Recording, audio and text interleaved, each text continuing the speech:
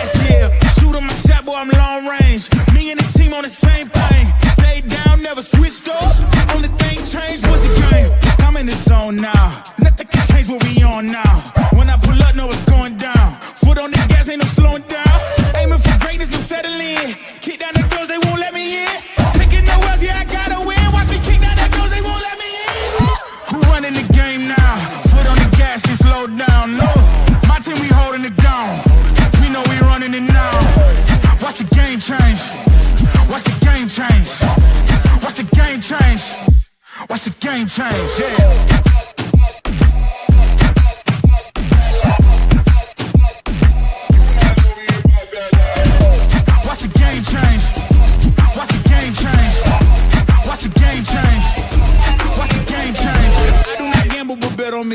Tell them that's like, yeah, c'est la vie.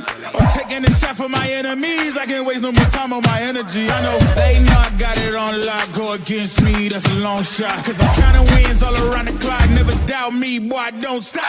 Who do you feel when they make you the monster? I am not scared of none of you imposters. Taking the lead now while they watching. Think you should leave now while the option. Taking no else, yeah, I gotta win. Watch me kick down the doors, they won't let me in. I'm running the game now. Foot on the gas, can slow down, no.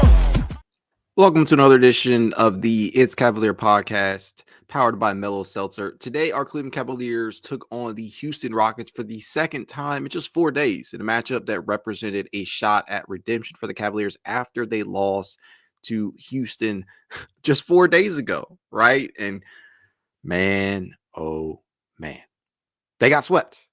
They got swept for the first time this season. The Cavaliers picked up, if I'm not mistaken, the 9th loss of the year. And it was a frustrating one throughout. Many of the same issues that we've seen over the past couple of games kept creeping kept creeping around. Cleveland, despite all of the trouble that occurred during this game, still managed to climb back into it through various performances, whether that be Darius Garland, Donovan Mitchell, and George Niang, an unlikely source off the bench. That said, this was a very frustrating game. Very, very frustrating game.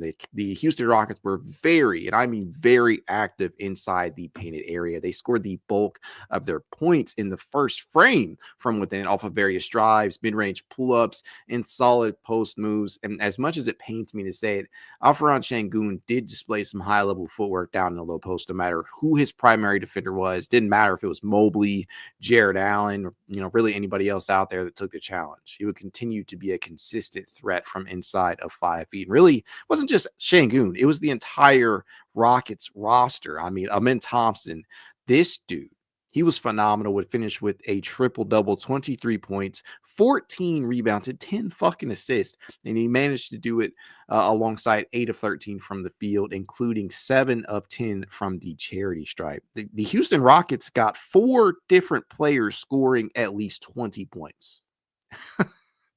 I can't make this shit up. 4 different Rockets scored at least 20 points, which lets them totaling 135 total.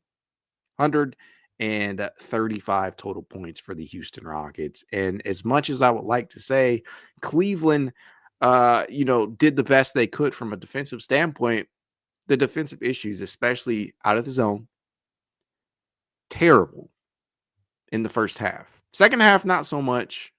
Second half, you saw a lot of shots going in off of really good defensive possessions at times from Cleveland, but just better shot making. Houston managed to shoot 46% from three-point range tonight, 13 of 28 overall to Cleveland's 44% on 17 of 39 attempts. Now, the one thing that I will say is this. Cleveland has had an opportunity to win just about every one of these recent games, and they have failed to capitalize. They shot well tonight. They didn't turn the ball over a ton, just 11 turnovers.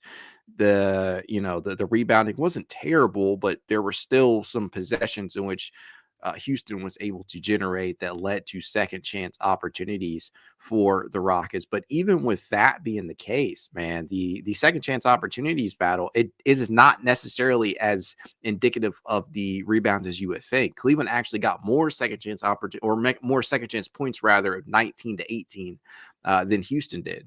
And the offensive rebounds, 14 to 10 that Houston won, it is not necessarily as if they were just out hustling the Cavaliers for every single rebound. But the Cavs just couldn't contain their drives inside. They couldn't necessarily step up when it mattered most on some of these possessions.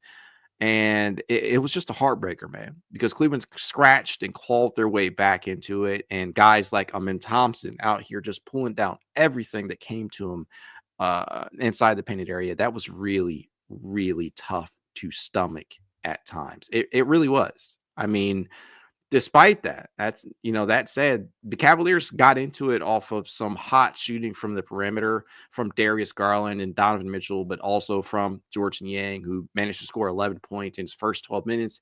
And that production would continue throughout as he drilled 6 triples, and it was key in them getting back into it.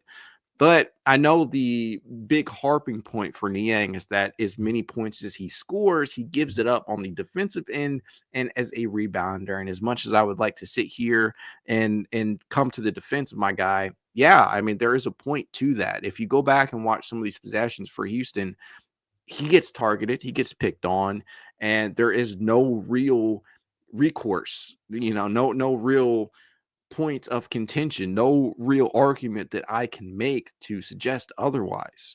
It was nice that he did what he did from a offensive standpoint and trying to get some of those points back, but it just really starts to show, especially in matchups like this with Houston, who has a ton of length and big tall ass wings that they can throw at you.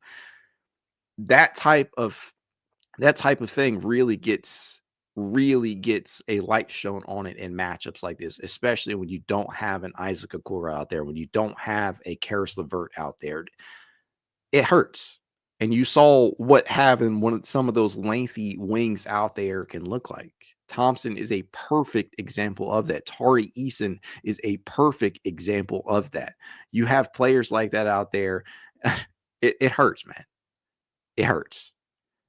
It is just it's another loss in January, just 9 total. But I would be lying to you if I wasn't a little bit concerned. And again, no Karis, no Isaac. In the Cavaliers, it's not like they shot terribly. It's not like they rebounded terribly. It's not like they turned the ball over a ton. It's just they won. The zone defense has been looking like shit. And I know a lot of that is personnel. I know sometimes it's basically on the execution of it all, whether it be too lackadaisical on closeouts, not quick enough in your rotations, not having the low man down there at times. But I can't tell you how many times I saw Houston get an open opportunity. I can't see how long. I can't tell you how many times I saw that occur tonight. I can't tell you how many times I saw a second chance opportunity from Houston and off of a fairly well defensive possession from the Cavaliers that still ended up in points for Houston because they simply were not able to secure a defensive rebound. I mean, I'm right here and I'm trying to keep my nerves intact in regards to how I feel about the rotation as a whole right now, about the direction that this team is heading in towards the All-Star break. But man, oh man, it has not been a good look as of late. Multiple things are going to point to not having Evan Mobley available. And make no mistake, Mobley was out there tonight, but after missing the last handful of games, he clearly was not himself. Jared Allen was still not necessarily involved in much of the offensive actions out there tonight. And as a result, Jared Allen would finish with another measly 8 points, 5 rebounds, 2 assists. He did get into foul trouble early on, and he would finish with 4 fouls in total. But clearly, they're not running enough offense through Allen. And with Mobley being back out there, I thought maybe they would have been able to take advantage of some of the size advantages that they have between Mobley and Allen, because Houston, I'm not going to say that Şengün is a little guy, because obviously he's not, but Amin Thompson is not necessarily the biggest guy out there, but he's athletic and long as hell. So to me, it comes to a point where you can't get necessarily perimeter happy. And I think the Cavaliers definitely settle for some looks tonight. And again, they shot 44% from 3-point range, which is not bad at all, especially when you consider the volume. 39 attempts. They drilled 17 of those. George, Darius, and Donovan were the big three tonight in that regard, but they definitely could have gotten better looks inside had they looked to get Allen more involved, in my opinion. I'm going to give Mobley a pass because he clearly did not look like himself, and that was apparent when he got a rather easy opportunity. I'm not going to say easy, but uh, a transition opportunity for Mobley in which he probably could have dunked the basketball, but instead was forced into a layup, and that did not look like typical Evan Mobley. And then there were other opportunities out there in which I felt that the Cavaliers did not move the ball accordingly. I saw a couple of drives in regards to Darius Garland and Donovan Mitchell, in which they probably could have drove and kicked out to the perimeter for more than a few open players. I saw quite a bit of that from Donovan tonight. And then again, the missed free throws, something that continuously bites the Cavaliers in the ass lately. Now, I know that 20 of 26 doesn't necessarily sound terrible, but that's 77%. The Cavaliers lost by 4. I mean, you have seen a shift as of late in the efficiency from players that you don't necessarily expect it from. Darius Garland is basically a 90% free throw shooter, and he missed key free throws the other day. He would finish a perfect 7-7 tonight, but tonight's culprit was Donovan Mitchell, who went 7-9, missed two key ones. Evan Mobley was 1 of 4. That definitely hurt. George Niang missed his, one of his 2, but those are points. You convert on more of those, you have a better chance of winning the game. And then on Houston's end, it's going to look really skewed due to what they had to do at the end of the game with the late game fouling and the fouling of the backup big for Houston. I don't know why his name is escaping me right now, but we all know who I'm talking about. It is something at which you look at Steven Adams. I don't know how that name escapes me. One of my most favorite players for the Oklahoma City Thunder back in the day. But yeah, Steven Adams fouling Steven in a situation in which he is not necessarily a great free throw shooter. It makes sense. It's not something you ever truly want to see. It stops the game a ton. It makes the games longer. But when you're talking about a career 53.2% shooter from 3-point range, I mean, from the charity stripe, yeah, you take that chance more often than not. And it did kind of pay off at points, especially in that third quarter, as Darius and Donovan combined to score, if I'm not mistaken, 23 of their 30 third quarter points. Yeah, it paid off, and you see that number kind of reflected in the overall free throw attempts for Houston tonight, as they took 45. But yeah, you just look at small things like that can be make or break in a game, and it's been backbreaking. It's something that has consistently haunted the Cavs over these past couple of games. Not something that you want to see consistently through the duration of a season. And I know that this is only the first time the Cavaliers have lost 3 straight all season, but again, I'd be lying if I told you that I wasn't a little bit concerned. I start to get a little concerned when we're talking about 3-4 game losing streaks. Now, we're still pretty early into the season, and the team as a whole has only lost 9 games. But the way in which they've lost these past couple, that is what has bothered me, right? The fact that they are shooting really well in some of these losses, they're turning the ball over very few times, and they're still losing.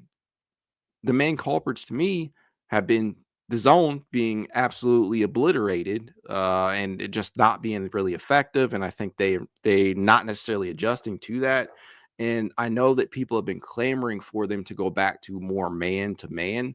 But I'm just going to say this. When you don't have 2 of your best perimeter defenders out there, I'm not sure how effective man is going to be. People are already complaining that guys like Max Strus and George Niang and Sam Merrill can't keep up with some of the lengthy wings that a team like Houston can present you. Do you really think that going to man is going to truly, if you're doing that more and more during a game, if that's truly going to change the way that Houston plays you?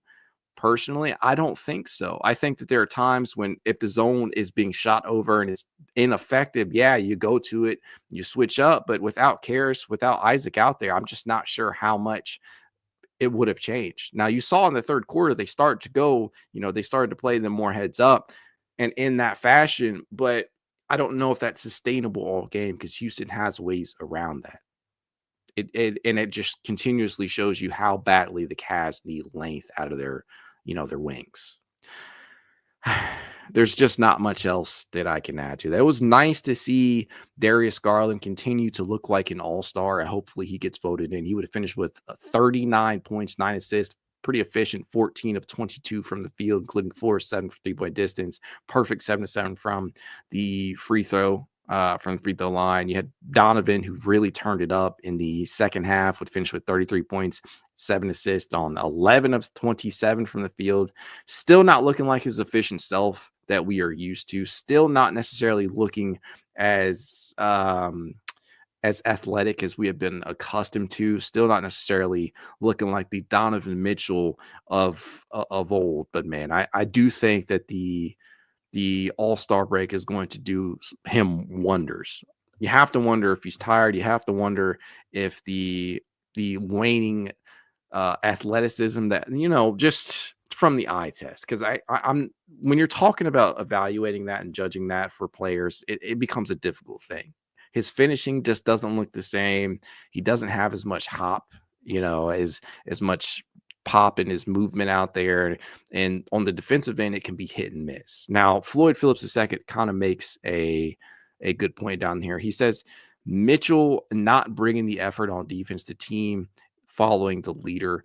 I think that you saw him kind of step that up in the second half, though. He generated some pressure on the defense that led to some turnovers on Houston's part in the third and fourth quarters. And he had his moments that I don't necessarily think that with the offensive load that he has tasked with carrying at sometimes, I don't think that he can lock in and be that two-way player that he was known for being at Louisville and earlier on in his career. I just don't think, I think he kind of picks and chooses at times. And I never want to, because during the JB Bickerstaff era of Donovan Mitchell, I definitely feel like there was a certain buy-in from Donovan on the defensive end, but clearly when he plays at a high level defensively, the team, he kind of sets the tone, right?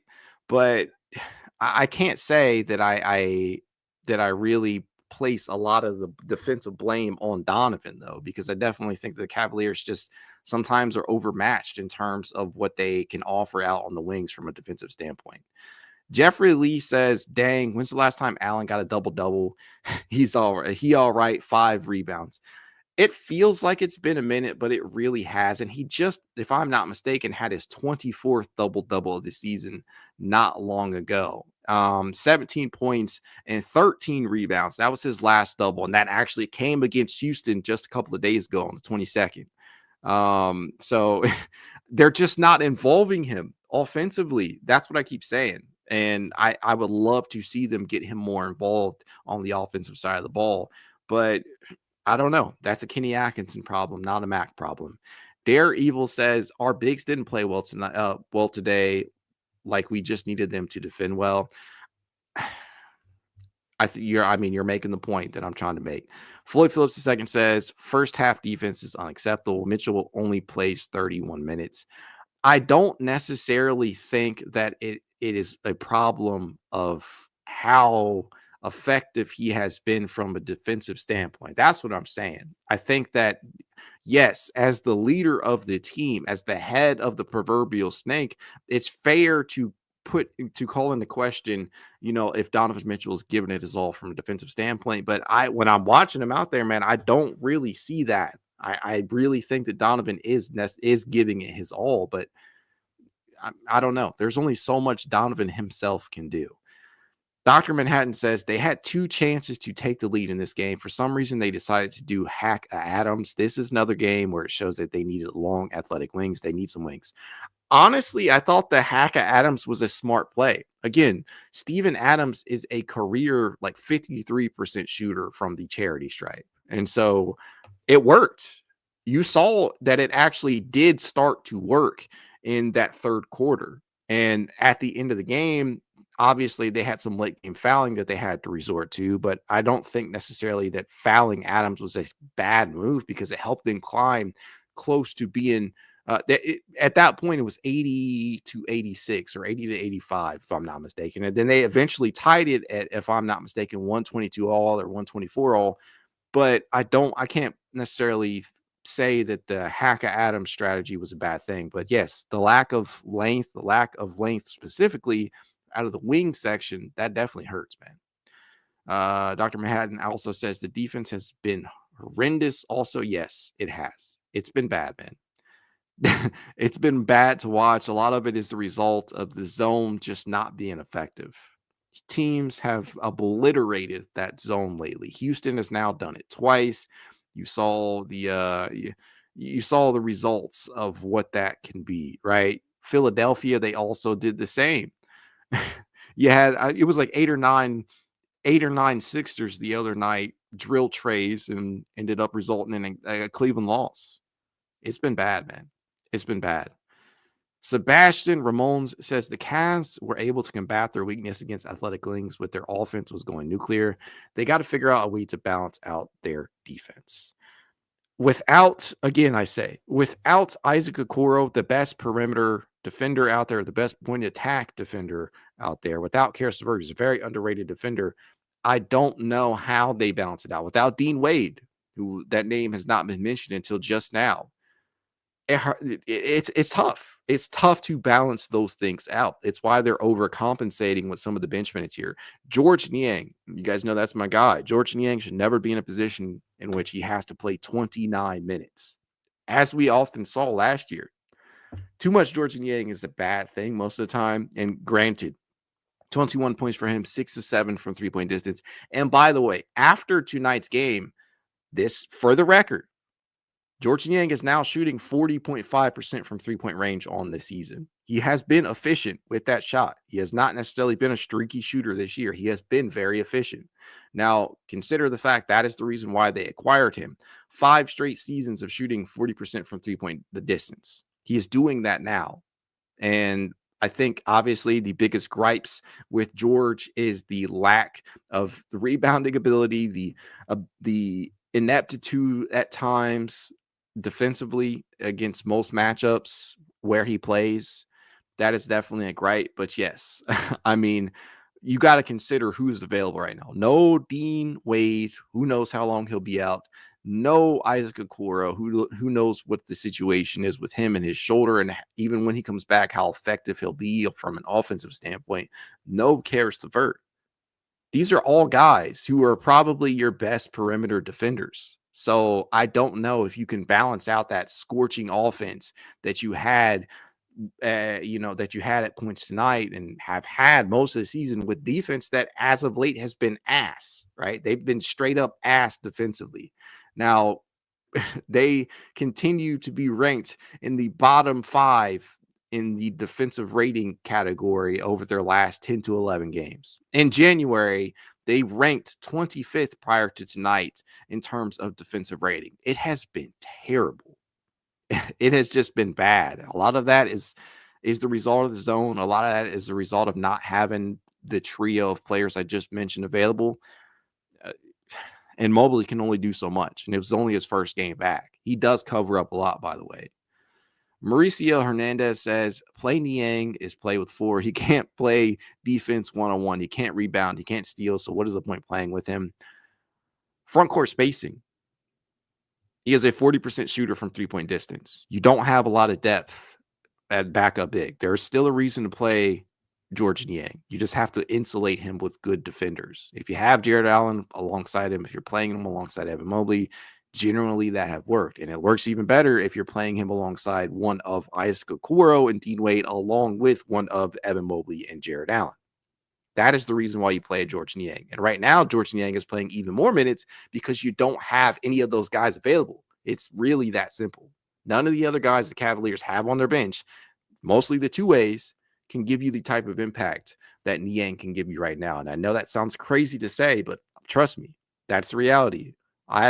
Still at this point, him shooting 40+% from three-point distance, it's still better than what some of the other reserves can offer you that actually play that position. Elliot Clausen says Tyson could have helped defensively. Got to think proactively. I think so too. I posted a question on Twitter earlier, and the question was, is Tyson ready to play regular rotation minutes? And a lot of people feel that, yeah, in matchups like this, especially when you need rebounding, when you need defense, you probably could have used some minutes from him tonight. But the question really is, will he play when these guys are healthy? Hailstone says, do we need to go to Tyson more while LeVert is out? Yeah, I think so. Jordan React says Cavs need to stay after next practice and work extra on free throws. Only two people that should be back at free throws on the entire team is Tristan and kinda Jarrett. It's ridiculous.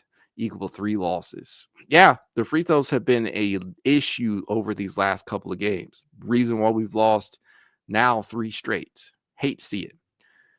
Blondie20 says, why would Craig Porter Jr. play when we already have too many guards? Why not play Bates or Tyson?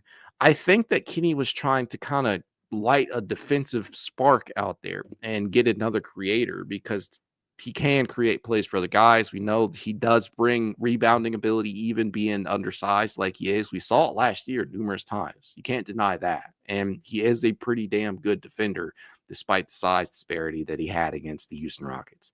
D. Jackson says, Van Vliet was hitting threes. The Rockets was hot tonight. I can't lie. Look, I saw this motherfucker drilling threes when he had defenders plastered all over him. Again, the zone defense was absolutely cooked tonight, but there were possessions in which the Cavaliers defended the Rockets very, very well from the 3-point range, and it still didn't matter.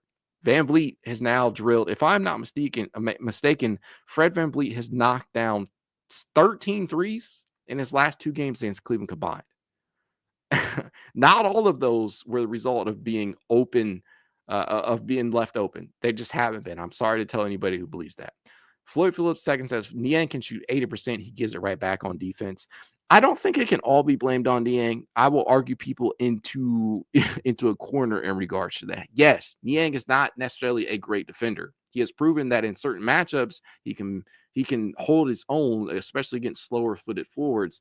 But to place all of the defensive woes on Niang, can't do it, man. Especially when you consider who's available, who's not available. Cedric Taylor says the last few games they have lost due to fundamentals, boxing out, following your shot. The Rockets were better at the small stuff. So here's the thing. The Houston Rockets are the best team in the entire NBA in terms of second chance opportunities. They lead the league in that area. You know where else they lead the NBA in?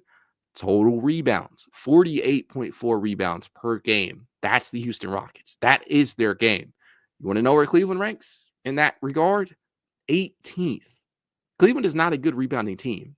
Despite winning as many games as Cleveland has won this year, they have not been a good rebounding team all year. 43.9 total on the rebounding as a whole. In terms of offensive rebounds, just 8, if I'm not mistaken. They are just pulling down, let's see here, 10.3 offensive rebounds per game. That ranks 21st in the NBA. If you're talking about second chance points, I hate to say it, but it's it's even worse. Cleveland pulls down, or Cleveland's able to contribute 14 second chance points a game. That is 17th in the NBA. They do not excel in that area.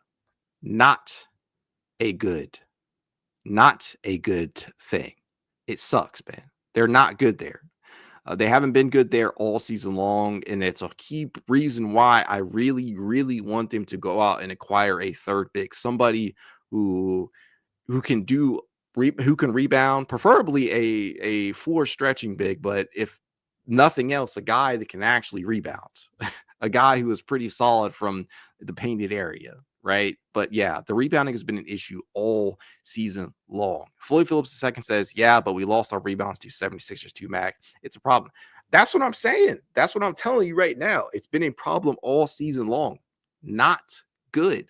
It's something they have struggled with. The reason that they've been able to overcome that is because they've shot the ball very fucking well all season long, and they've just beaten teams down, in terms of points per game. They've been able to do a lot.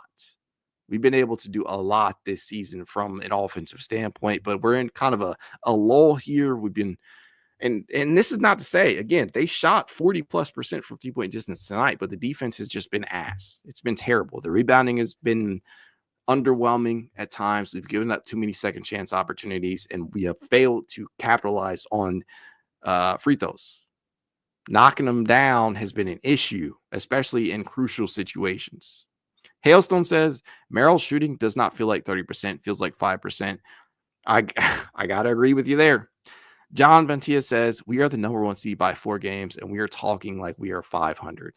Look, I understand that mentality. I sympathize with that mentality. Ultimately, I am right there with that mentality. But John, I'm telling you right now, the issues that this Cavaliers team has, they will creep back up if they're not addressed. The Cavaliers absolutely need to go out and address and plug some of the holes that they have right now. Or when it does matter the most, meaning the playoffs, it'll resurface. The season is obviously not over. The sky is obviously not falling. Things will get better. The Cavaliers will right the ship, especially when Karras and Isaac and Dean come back. But some of these things that we're seeing, they're continuing trends. That cannot be necessarily thrown away, in my opinion. It can't be swept under the rug. Giles Strange says, hey, DG lit it up. Props to him. He's playing great. That's a silver lining for sure. Sebastian Ramon says, silver lining if we are the first seed with one-way players. Imagine if the roster is very constructed. Yes, I think that you see that the Cavaliers have some clear flaws. You see that they have some very, very clear flaws. You need to address the backup big situation. You need a true, reliable third big. And you also ideally would like to get bigger at wing. How they do that, I don't know.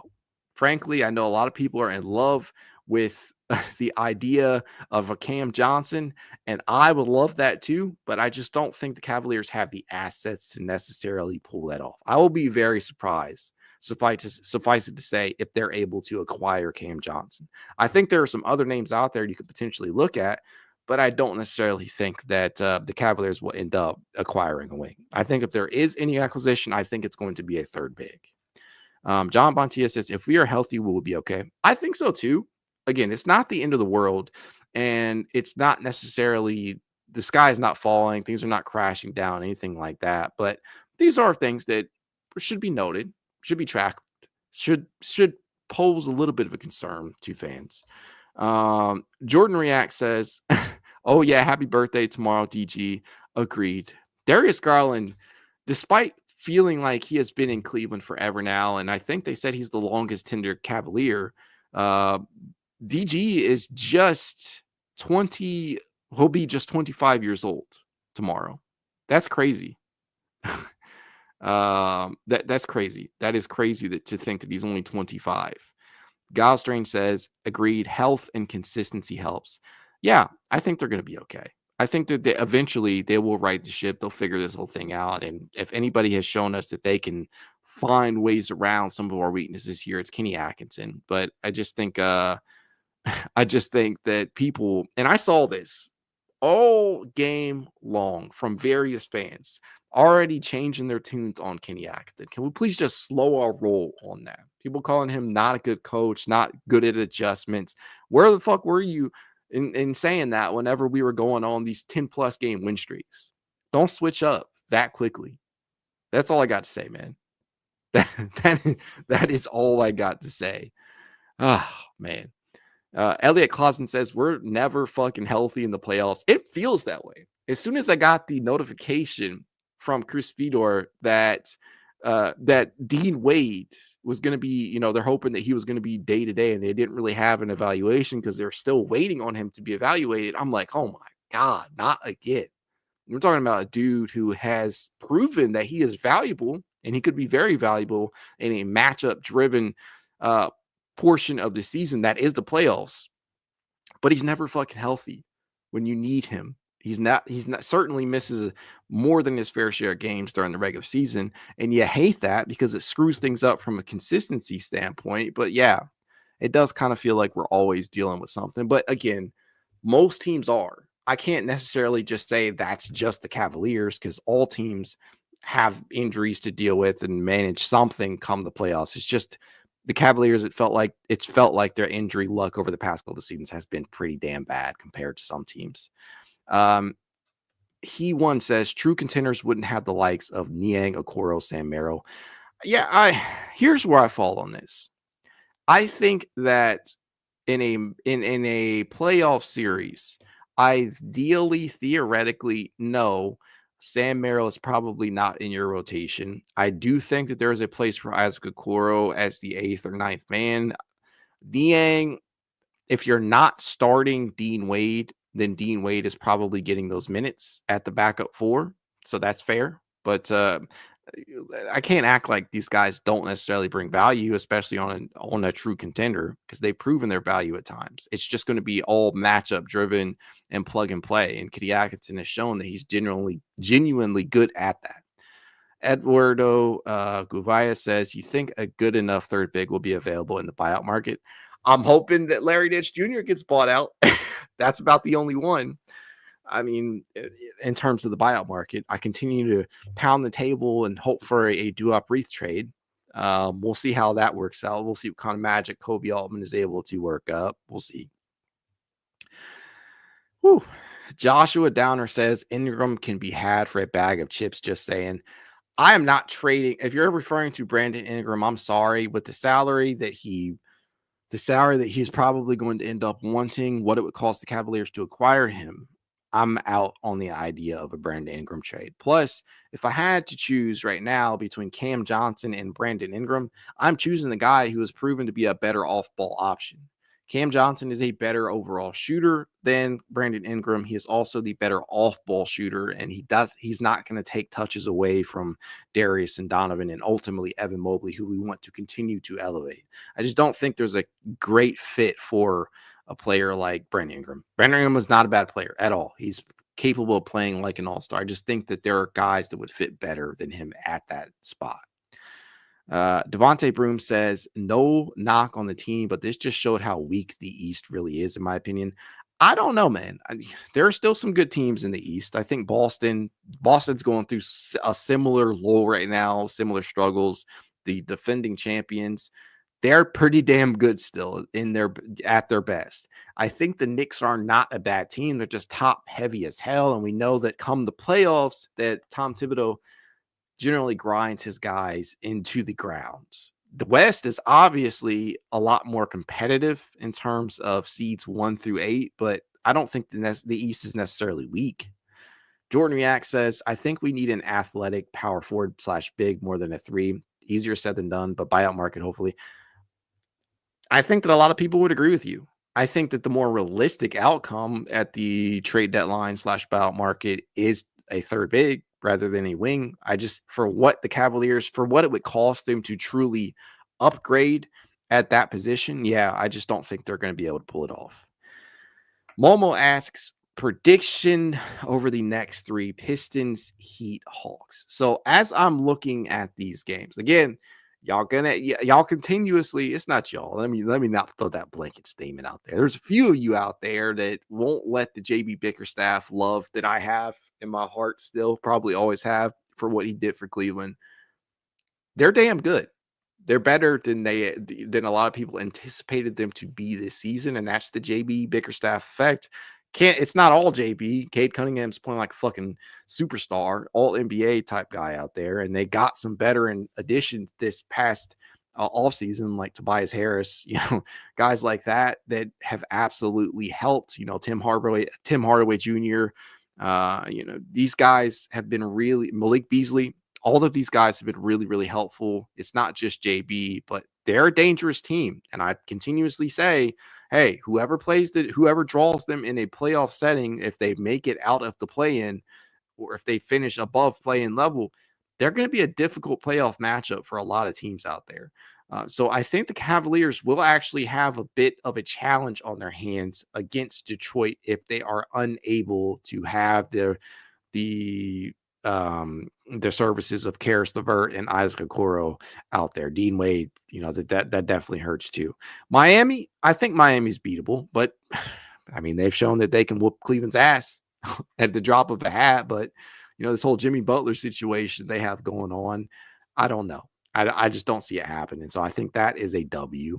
And then the Atlanta Hawks, a team that has beaten Cleveland, handed Cleveland back-to-back losses not too long ago.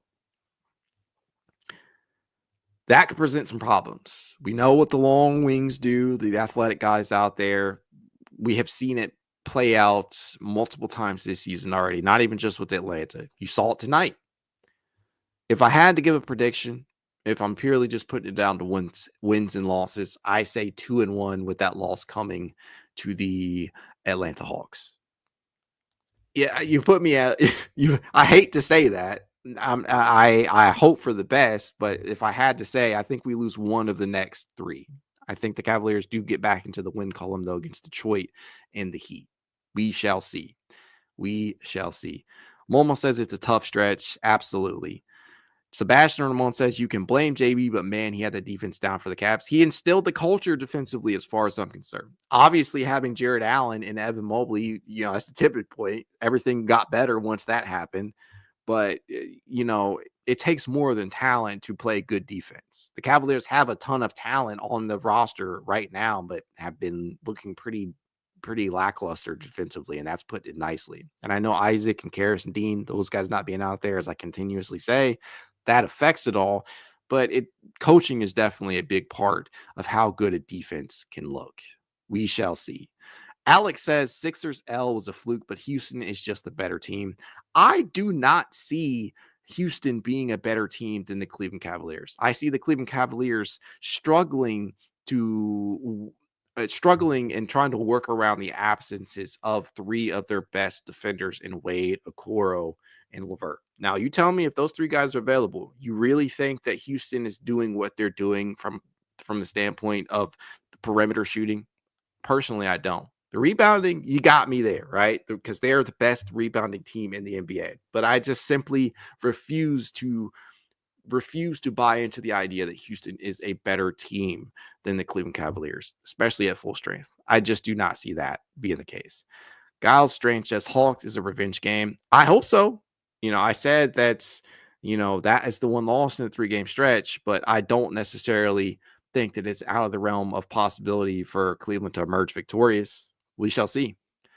Joshua Ellis says, so what if Hawks beat Cavs in first round? Personally, I don't think that will happen. I think the Cavaliers will still manage to win the 1 seed in the East, and I think Atlanta will win enough games eventually to make it out of the 8th seed. Right now, they're the 9th seed in the East. They have lost 4 straight, if I'm not mistaken. They're 22 and 23, but we still got a long season to go, so anything could happen. Tiger says Steven Adams had 14 on us. Like, what the fuck? Some of that, keep in mind, was the hack A. Adams strategy that the Cavaliers deployed in the third quarter, mostly when they were trying to cut the lead down. So I wouldn't necessarily look too much into that. I mean, it is just in the context of the game. Sebastian Ramon says, to be fair, if you're relying on our 2 guards to rebound consistently, we've got bigger problems. Yeah, I mean, the Cavaliers have had to team rebound without Evan Mobley being his typical self and with Mobley missing a couple of games. But, they haven't been a great rebounding team all season long, and that was when they were winning games. They have been pretty lackluster. They've been pretty average, middle of the pack even in that area all season long, even when they were winning. It's just not what they excel at. And you got to give Houston their props. They're lengthy, they're rangy, they get after it. They are the best rebounding team in the NBA this season. John Matias says these Houston wins are fluky. I wouldn't necessarily call them fluky, but I'll say this.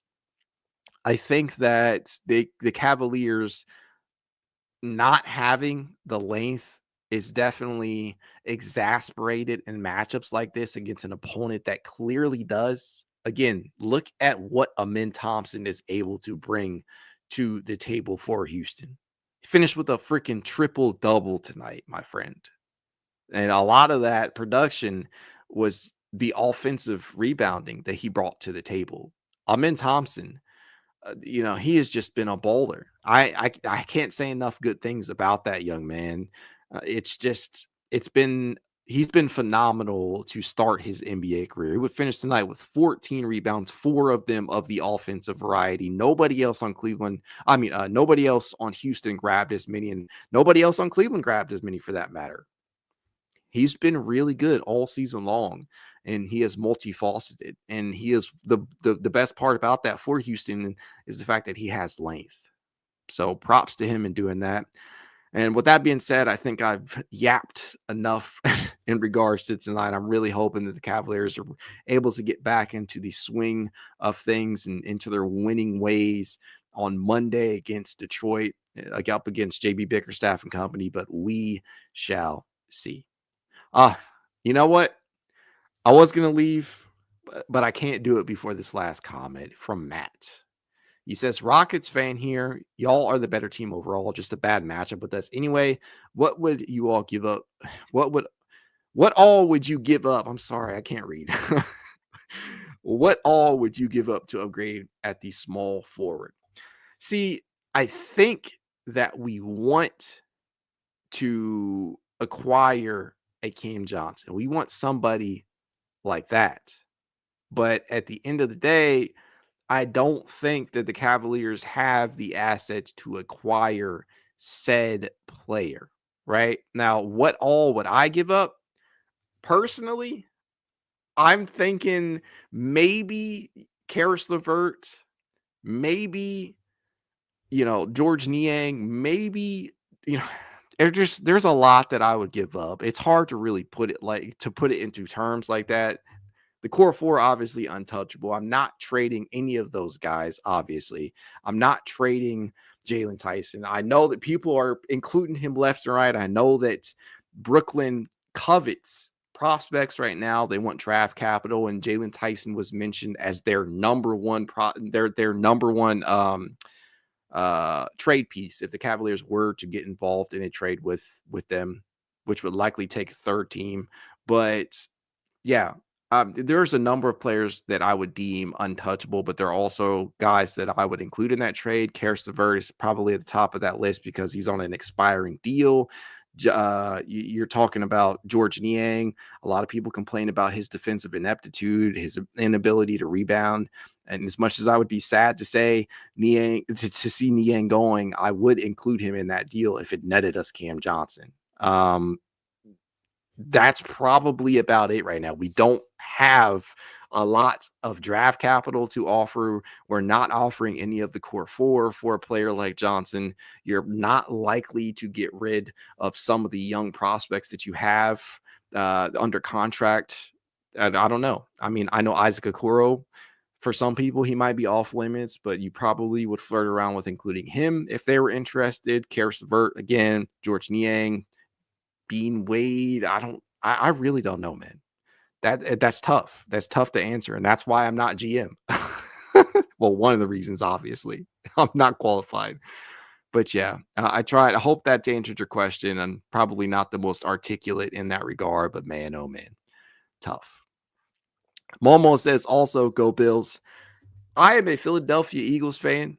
I am surrounded here in DC by a lot of Commanders fans. My wife, whole family is Commanders fans. I'm hoping that for the sake of my for the sake of my mental, I don't have to wake up and watch the Eagles lose tomorrow, because it's probably going to be hell on earth in a proverbial sense if the Eagles lose to the Washington Commanders, and I have to listen to my wife's family talk about how the Commanders, or the Redskins to some folks out there still, many folks actually, it would be hell on earth if I had to listen to all of these people in my life that are very close to me talk about how they are going to the Super Bowl, and this was supposed to be a rebuilding year, in a first season with Jaden McDaniels.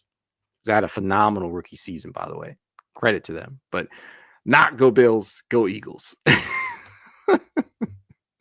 That said, I think that's a perfect place to end it at. As I always tell you guys, if you'd like to reach out to me now, you can. It's Cavalier_pod on Twitter, TikTok, Instagram, YouTube, and more. If you want to be added to the It's Cavalier Discord chat, you know what to do. Leave a rating, leave a review, send a screenshot of the review to itscavalier53@gmail.com, and I'll send you an invite. If you're watching over on X, like I know a lot of you are, do me a favor, man. I say this every stream. Head over to YouTube. Doesn't cost you too much time. Hit that like button. Subscribe if you're not yet. Subscribe to the It's Cavalier podcast. Hit that notification bell so you always know when I'm going live and you never miss out on a piece of Cavs content. That said, Go Cavs.